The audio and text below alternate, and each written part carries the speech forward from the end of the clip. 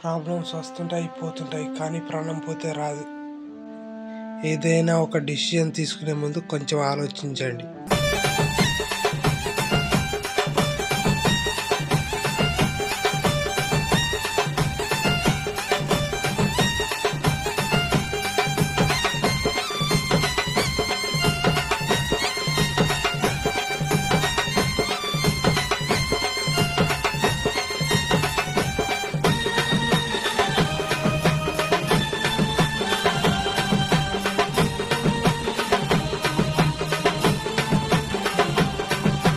నీలో నా జ్ఞాపకం మీ మనసులో చెరగని ముఖం, నీలో నా జ్ఞాపకం మీ మనసులో చెరగని ముఖం. ఏ సుక్కల్లో చూసిన నేనుంటను, ఏ పూలల్లో చూసిన నా నవ్వులు, మీ తోడా పుట్టిన రుణపాశము, దోస్తుల చెరగని రుణబంధము. గుర్తున్నానా మీ గుండెల్లో, వెలుగుల్లో చంద్రుని వెన్నెల్లో, నేనుంటాను మీ తోడుగా. విడిపోని దోస్తుల అనుబంధము, సుక్కల్లో కలిసిన నా ఆత్మకు, నా ఆత్మ శాంతిని కోరండి. మీ తోడు నీడగా నేనుండగా, నా జ్ఞాపకంలో జీవించండి. నీలో నా జ్ఞాపకం మీ మనసుల్లో చెరగని ముఖం.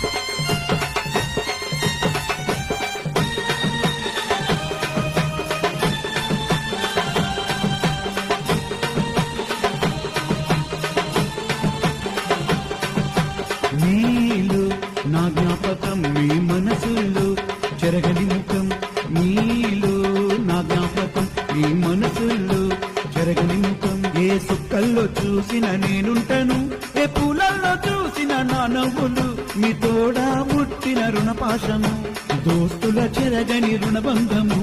గుర్తున్నానా మీ గుండెల్లో, వెలుగుల్లో చంద్రుని వెన్నెల్లో, నేనుంటాను మీ తోడుగా. విడిపోని దోస్తుల అనుబంధము, సుక్కల్లో కలిసిన నా ఆత్మకు, నా ఆత్మ శాంతిని కోరండి. మీ తోడు నీడగా నేనుండగా, నా జ్ఞాపకంలో జీవించండి.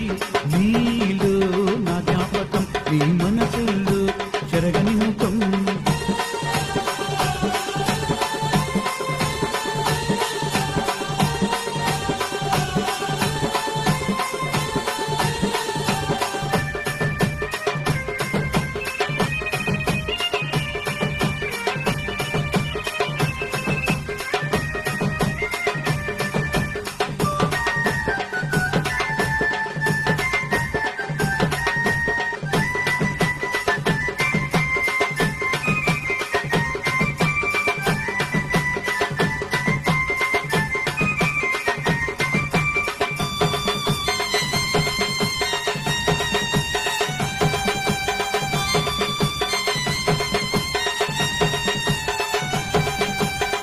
ఆడుతున్న ఆ రోజులు గుర్తుకొచ్చే మన దోస్తులు, వీడిపోయిన మన బంధము, బ్రహ్మ రాసిన రాతను.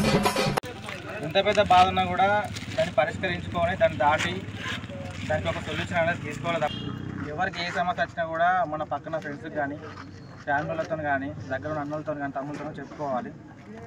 మన నవీన్ ఎట్లాంటి బాధతో చనిపోయిండో, ఆయనకి ఎట్లాంటి సమస్యలు ఉన్నా కూడా మనకు ఒక్కటి ఏ చెప్పుకోకుండా చనిపోయింది కాబట్టి తన ఆత్మకి శాంతి కూరాలని అందరం కోరుకుంటూ, ఇట్లాంటి పరిస్థితి ఎవరు తెచ్చుకోవద్దని మనస్ఫూర్తిగా కోరుకుంటూ, సమస్యలు వచ్చినంత మాత్రాన అది దాన్నే ఏదో మనం అన్ని రకాలుగా ఇబ్బంది అవుతుందని చెప్పేసి ఒక మెంటల్ టెన్షన్ తెచ్చుకొని చనిపోవడం కరెక్ట్ కాదు.